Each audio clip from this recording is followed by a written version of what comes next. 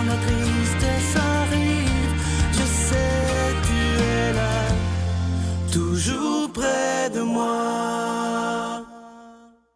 Bon jeudi, bienvenue à votre émission La Victoire de l'amour. J'espère que vous allez bien aujourd'hui. Comme on le fait tous les jeudis, on rejoint notre amie Marcia et l'homélie est faite par quelqu'un qu'on apprécie tellement, le Père Gauthier.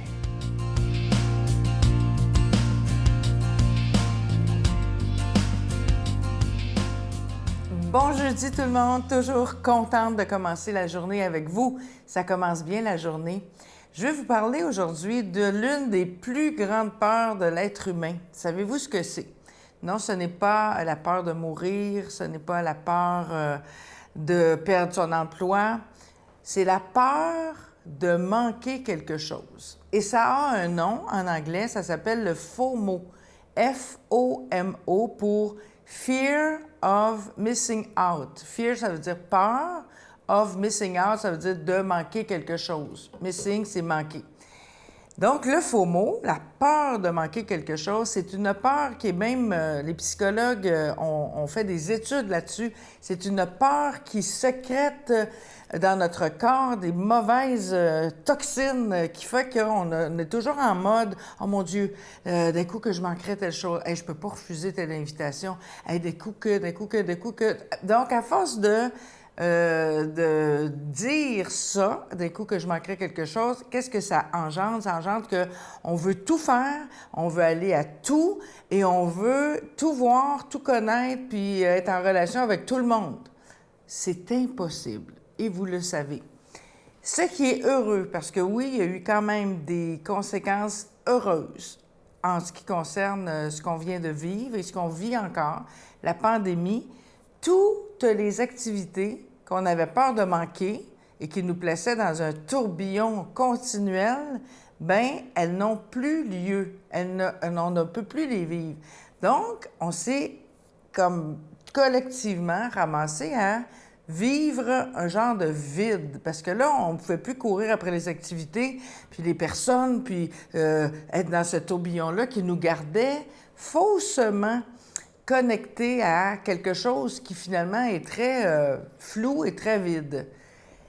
Alors, on a été obligé, au lieu de se garrocher, excusez-moi l'expression, au lieu d'aller à tous les rendez-vous par peur de ne rien manquer, bien, à force de faire ça, ce qui est arrivé, c'est qu'on a négligé le rendez-vous le plus important que l'on avait. C'est le rendez-vous avec nous-mêmes. Et ce rendez-vous avec nous-mêmes, on ne peut pas l'adresser et on ne peut pas le vivre si on est toujours en mode FOMO, si on a toujours peur de manquer quelque chose et qu'on va partout puis on est toujours dans ce mode-là, bien, on manque le rendez-vous le plus important et le plus nourrissant. Et depuis quelques mois, bien, on a été obligés de l'adresser, ce rendez-vous-là. On a été obligé de le prendre. Et il y a bien des gens qui, tout comme moi, et j'espère que c'est votre cas, ont apprécié ce rendez-vous-là et ne pourront plus jamais le placer à l'extérieur de leur agenda, puis vont en faire la priorité. Alors moi, c'est ce que je vous souhaite, tout au long du reste de votre vie, d'honorer ce rendez-vous-là avec vous-même. Notre Père qui es aux cieux, que ton nom soit sanctifié, que ton règne vienne, que ta volonté soit faite sur la terre comme au ciel. Donne-nous aujourd'hui notre pain de ce jour. Pardonne-nous nos offenses comme nous pardonnons à ceux qui nous ont offensés.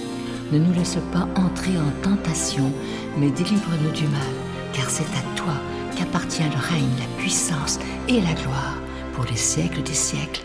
Amen. Mon Père, je m'abandonne à toi. Fais de moi ce qu'il te plaira. Quoi que tu fasses de moi, je te remercie.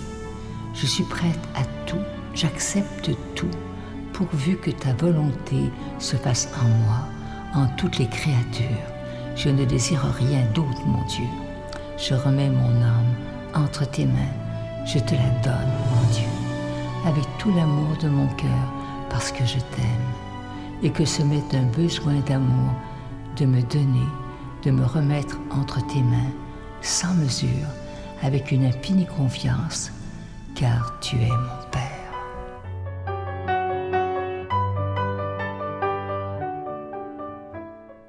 Je suis tellement content de vous parler de ce magnifique cadeau, du moins une belle exclusivité de la Victoire de l'amour. Il s'agit de ce chapelet de la médaille miraculeuse. Il est en cristal, il est déjà béni. Il est fabriqué à la main par des religieuses de Mexico qui nous remercient d'ailleurs parce qu'avec ce qu'on leur donne, ça leur permet, eux, d'aider les plus démunis.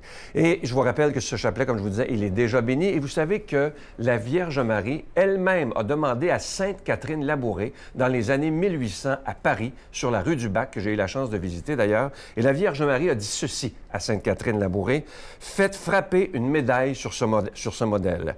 Les personnes qui la porteront recevront de grandes grâces. Les grâces seront abondantes sur les personnes qui auront confiance. » Je vous donne l'adresse: La Victoire de l'amour, case postale 120, succursale Boucherville à Boucherville, le J4B 5E6, je vous la redonne. La Victoire de l'amour, case postale 120, succursale Boucherville à Boucherville, le J4B 5E6. Également par téléphone, par carte de crédit du lundi au vendredi de 8h30 à 16h30 dans le 514-523-4433, 523-4433 ou sans frais le 1-888-811-9291, 1-888-811-9291 et aussi sur notre site Internet, un moyen très rapide, sécuritaire et efficace de faire votre don, le www.lavictoiredelamour.org. Alors, je vous rappelle ce magnifique chapelet de la médaille miraculeuse. Il est en cristal, il est déjà béni, il est fabriqué à la main et je vous rappelle que vous le recevrez très, très rapidement.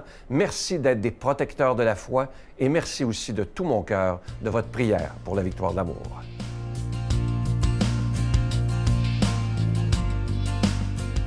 Mon Dieu, donnez-moi la sérénité d'accepter les choses que je ne peux changer, le courage de changer les choses que je peux et la sagesse d'en connaître la différence. Amen.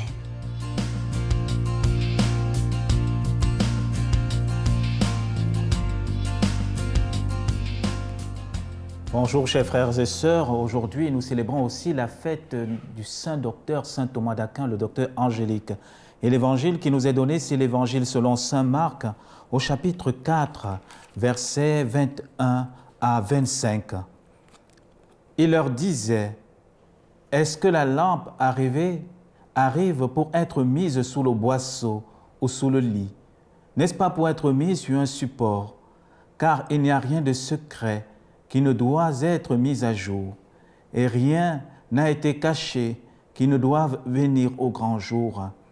Si quelqu'un a des oreilles pour entendre, qu'il entende. » Il leur disait: « Faites attention à ce que vous entendez. C'est la mesure dont vous vous servez qui servira de mesure pour vous, et il vous sera donné plus encore.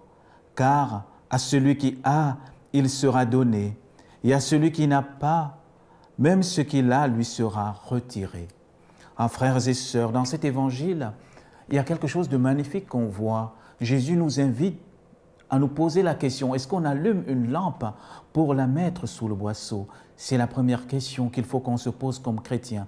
Est-ce que comme chrétien, j'ai peur de rayonner? Est-ce que comme chrétien, j'ai peur de laisser transparaître la lumière de Dieu dans mon cœur? Vous savez, depuis un temps, à cause de notre foi, parfois on a peur de l'exprimer. On a honte de dire que nous sommes chrétiens. Or, le Christ nous dit dans l'Évangile selon saint Matthieu: « Vous êtes la lumière du monde. » Donc, comme chrétiens, nous devons être ceux-là qui éclairons les autres, ceux-là qui leur donnons la lumière du Christ. Mais quelle est cette lumière? C'est la lumière de la miséricorde, frères et sœurs. Vous savez, on dit, la lumière est venue dans le monde pour que tout homme ait la vie en lui. Le Christ est venu pour que nous ayons la vie. Et aujourd'hui, c'est spécifique. Nous célébrons, n'est-ce pas, le docteur angélique, Saint Thomas d'Aquin. Beaucoup, on le connaît toujours comme quelqu'un qui était carré dans les études, mais on ne découvre pas cette partie de lui qui est magnifique, qui est d'abord quelqu'un qui contemple, quelqu'un qui aime. Savez-vous que c'est Saint Thomas d'Aquin qui a écrit la liturgie pour la fête Dieu, pour la fête du Saint-Sacrement? Ça veut dire que c'est à quel point ce saint intellectuel, ce grand saint docteur était proche du cœur de Jésus. Et il dit quelque chose de magnifique: il est mieux d'éclairer que de briller seulement. Et c'est ça que le Christ nous invite ici, frères et sœurs. Nous devons être ceux-là qui éclairons nos frères, pas en les imposant une lumière d'en haut, mais en faisant chemin avec eux. Mais pour éclairer, il faut que nous-mêmes, nous soyons éclairés par la lumière divine. Et c'est là l'attention que je voudrais aujourd'hui vous inviter à avoir. Pour pouvoir éclairer son frère et sa sœur, il faut que notre cœur soit collé au cœur de Dieu.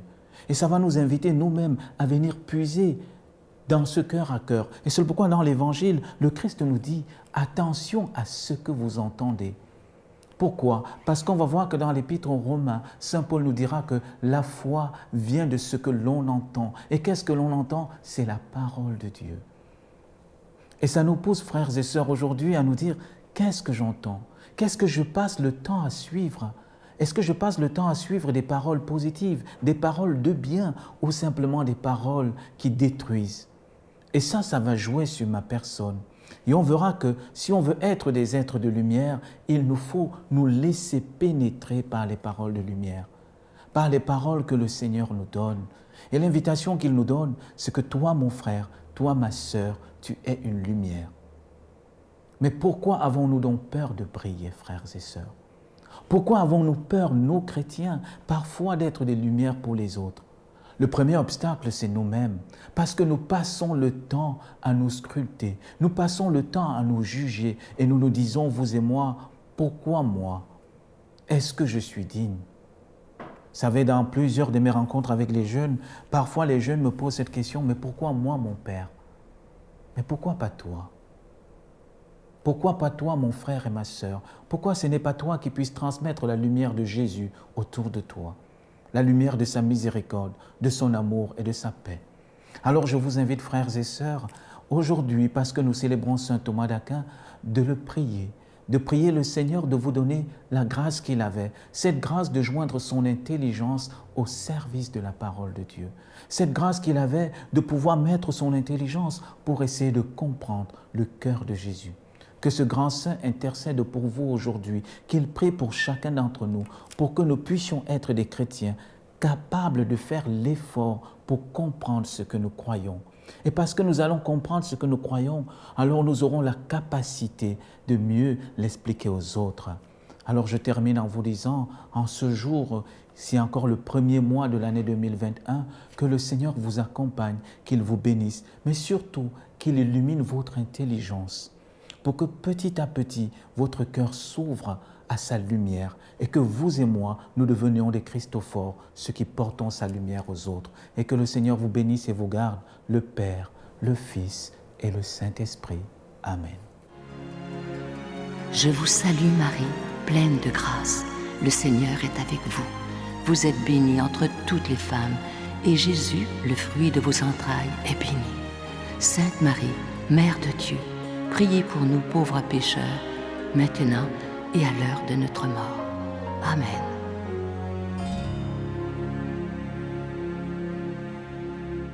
Je vous rappelle qu'il est toujours possible de se procurer ce magnifique chapelet de la médaille miraculeuse. Vous savez qu'il est en cristal blanc, il est déjà béni. Ce n'est pas fait en usine, c'est fait à la main, un à un, par des religieuses à Mexico qui nous remercient d'ailleurs de faire affaire avec eux parce qu'évidemment qu'on leur donne un montant.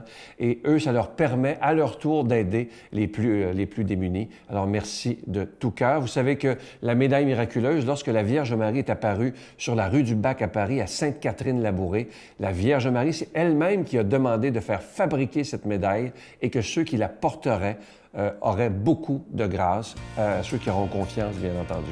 Alors, merci de tout cœur de votre grande générosité. Merci de devenir des protecteurs de la foi. À demain. Ce sont des choses qui sont assez stressantes. Moi, c'est une chose que je ne souhaite pas à personne. Je ne voulais pas vivre ça non plus. Je veux pouvoir aller au marché en paix, pouvoir aller au parc en paix, avoir une famille en paix. Pouvoir faire confiance aux gens, c'est pouvoir accueillir du monde dans ma vie aussi. Parce que quand tu es dans ce milieu-là, ben, tu ne sais pas qui est qui. Ton ami, c'est peut-être le prochain qui va te faire du mal.